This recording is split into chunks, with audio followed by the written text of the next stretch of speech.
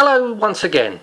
This is going to be a video about what actually was the best computer of the 80s, 8-bit wise. To me it's going to be these two computers, because I owned both of these computers. Well, actually I started off with the Amstrad CPC 464,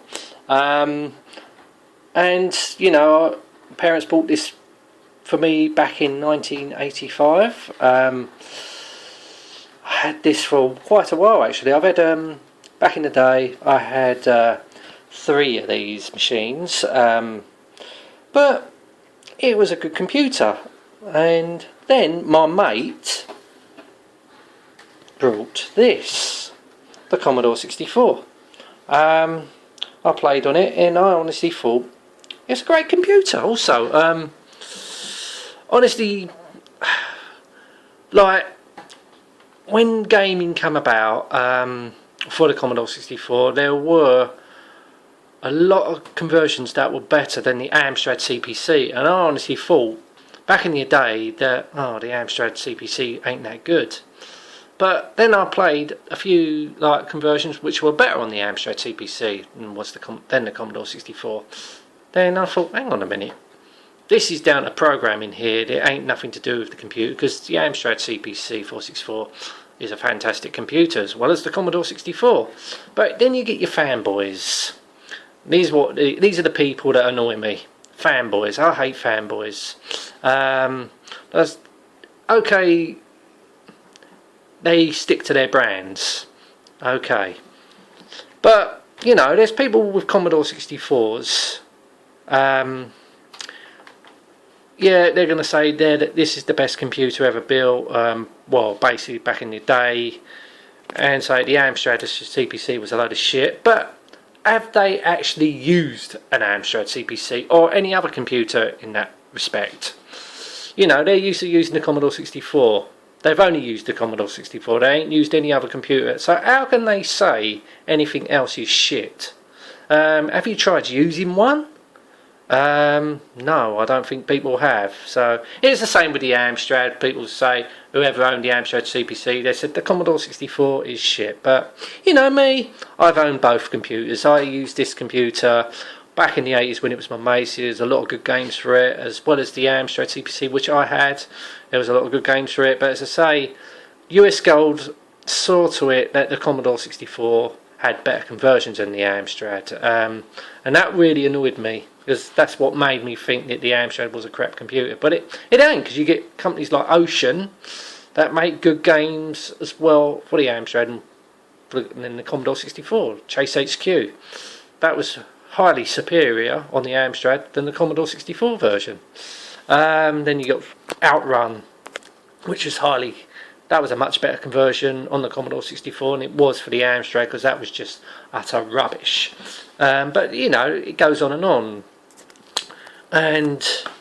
But no, I'm really happy that I own both of these computers. I owned a Commodore 64 in the early 90s, to be honest with you. That's the first time I owned one. But the Amstrad was it was the 80s when I owned one, and I did own another one in the 90s actually. So that's what made I had 2 of them back in the 80s and one in the 90s.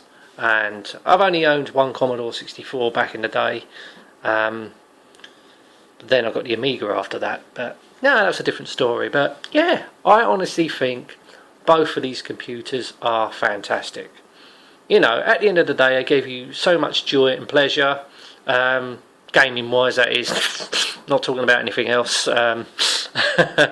Yeah, but you know, both computers look good. I wasn't a fan of the bread bin model, to be honest with you, on the Commodore 64, and I wasn't a big fan when they brought out the brown version of the Commodore 64, the bread bin version. But this version I do like. I honestly think it's a much improved look.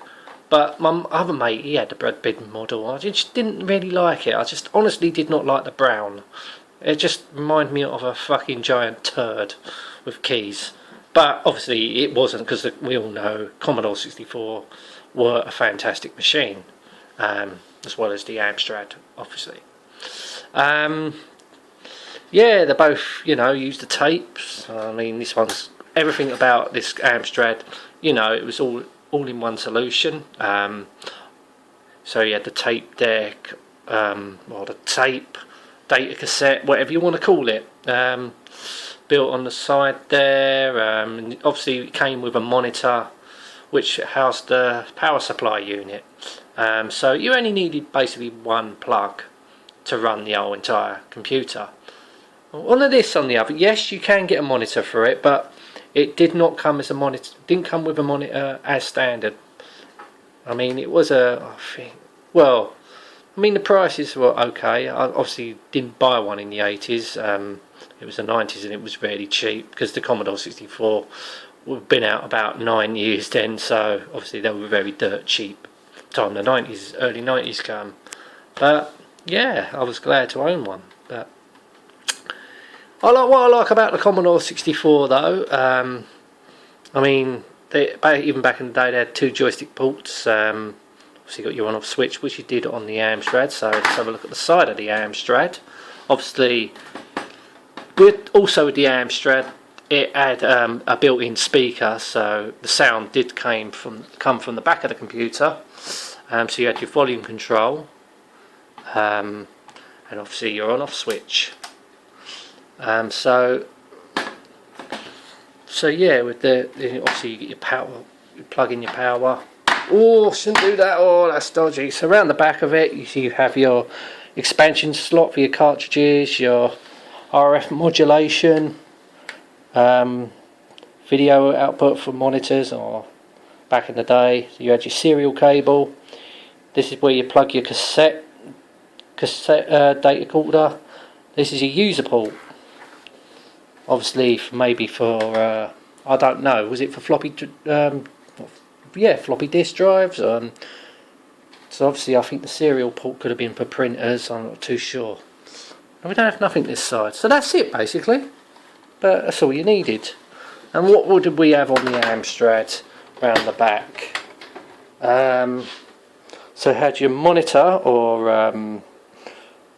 well, it basically was a monitor because there was no TVs back then that had digital or composite video or SCART back then, which is the early 80s when this came out, or mid 80s actually. That's where you put your power in from the monitor. Yeah, it's a monitor thing there. So you had your floppy disk drive, your printer port, then you have your joystick port, which is known here as a user port, and your I/O port, which is you put your headphones in there, and I believe you did get stereo sounds with the Amstrad. Oh,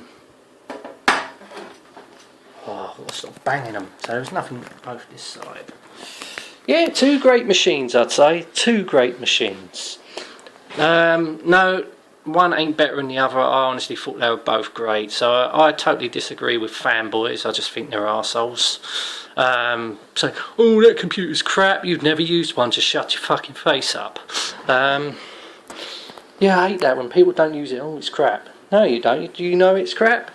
No, you don't, so shut up. Anyway, that's me wambling on a bit now. So, what I'm just trying to point out, if you've used a Commodore 64, then use an Amstrad, and vice versa. Because they are, you know, take it from me, they are both fantastic computers. Yeah, and also, you know, the Spectrum. We all take the piss out of its colour palette, but it was here before these two, just before the Commodore 64, mind you. But it was one of the first computers I played on, was the Spectrum, and back in the day it was good. But obviously both of these are superior to it. Obviously they've both got 64K, and the colour palettes on them. I have to say, the colour palette on the Amstrad is slightly better than the Commodore 64. But the one thing I do like about the Commodore 64 the best was its SID chip.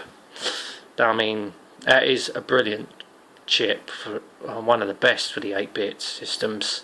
I mean, the AY chip wasn't bad. I mean, I have listened to some good tunes come from the AY chip, but a lot of the sound effects and music itself was absolutely fantastic on the SID chip.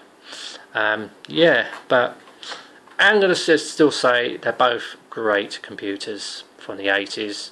You know, Commodore, you know, a great company. Well, unfortunately, they went into liquidation back in the 90s, which is a shame. And obviously, Amstrad was bought out by Sky because they did some stupid things. Unlike, well, Commodore did some stupid things too, like bringing out the game system, the GS version of the Commodore 64. That was a total waste of time, to be honest with you. Why bring out a console? I really hate when there's a console version of a computer. It's probably why the Amiga version was rubbish too. I never owned one, but I owned an Amiga. But why would you want a console version of a computer? You might as well stick to the computer. Waste of time making a console version of it. Yeah. Two great computers, I would say, from the 1980s. What one's better? I honestly think, my opinion, they're both as great as each other. Anyway, that's my verdict. Anyway, I'm going to end this video now. Thank you so much for watching. Till next time, and goodbye.